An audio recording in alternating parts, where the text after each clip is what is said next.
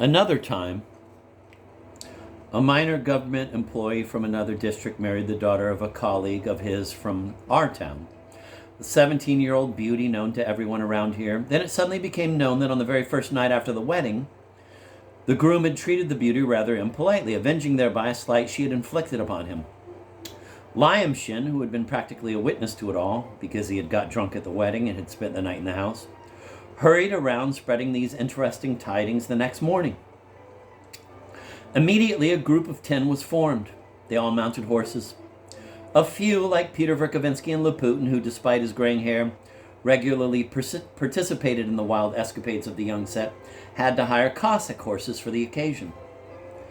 When the newlyweds appeared in a carriage to pay their calls on the day after the wedding, a custom in our town that was obligatory whatever the circumstances, the riders surrounded their carriage and escorted them throughout the whole morning, laughing and jeering. True, they didn't follow the couple inside the houses they visited. They waited for them outside without dismounting. They also refrained from actually insulting the bride or the groom directly. Nevertheless, it ended in a row. It became the talk of the town, and of course everyone found it hilarious. But not so the governor. He was angry and had another heated scene with his wife, who was also displeased and considered at one point refusing to receive the wild set in her house. However, a day later she forgave them, swayed by Peter's arguments and also by a few calming words from Karmazinov. He, as a matter of fact, had found the joke rather witty. "It's in keeping with our way," he said.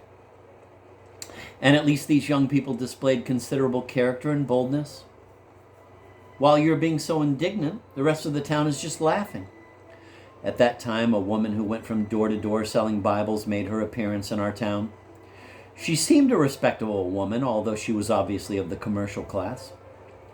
People started talking about her because a curious item about women who went around selling Bibles had recently appeared in the Moscow and Petersburg papers. Again, that rogue Lyamshin got busy. With the assistance of a former divinity student who was hanging around town waiting for a teaching vacancy in a local school, Lyamshin filled the woman's bag with a collection of foreign pornographic photographs while feigning an interest in buying some Bibles from her. The pornographic material had been especially provided by a respectable old gentleman who wore a distinguished order around his neck and who, as he put it, liked, quote, "healthy laughter and cheerful jokes," end of quote. He will remain unnamed here. Later, in the shopping arcade, when the poor woman dipped into her bag for the sacred books, the dirty pictures fell out and were scattered all over the place. People started to laugh, to protest, then to swear. A fight broke out and the police arrived. The woman was locked up, and only in the evening, as a result of the indignant protests of Maurice Drozdov, who had discovered the details behind this disgusting episode, was she released and escorted out of town. This time, Mrs. von Limp did throw Lyamshin out of her house, but that same evening, a bunch of the young people brought him back to the governor's mansion, announcing that he had composed a new piano piece and insisting that she hear it. The piece was really quite amusing. It was entitled "The Franco-Prussian War" and opened with the martial strains of the Marseillaise. There was a grandiose challenge in it, an exultation over future victories. Then suddenly, along with the majestic measures of the French national anthem, somewhere beneath it in some corner but still very close, sounded the vulgar strains of Mein lieber Augustin. The Marseillaise failed to notice it and reached its glorious climax, but Augustin gained strength and became more and more arrogant. Then its rhythm suddenly blended with that of the Marseillaise. The anthem, finally noticing Augustin, seemed to grow angry. It tried to throw it off, to chase it away like an obtrusive fly. But Mein lieber Augustin held on firmly, gay, self-confident, insolent, and self-satisfied. And then, suddenly, the Marseillaise started sounding silly. It could no longer hide the fact that it was irritated and offended and turned into a wail of tearful indignation, its arms stretched out to prominence. But by now it was forced to sing to the rhythm of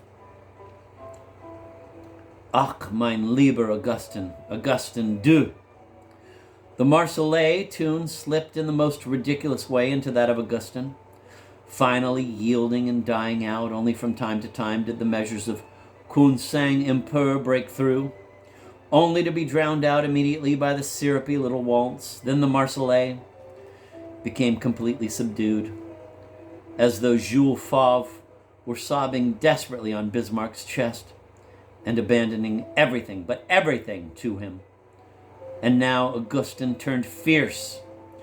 It let out hoarse growls that suggested great quantities of gulped-down beer and boundless self-admiration, and a demand for billions of francs, fragrant cigars, sparkling champagne, and hostages.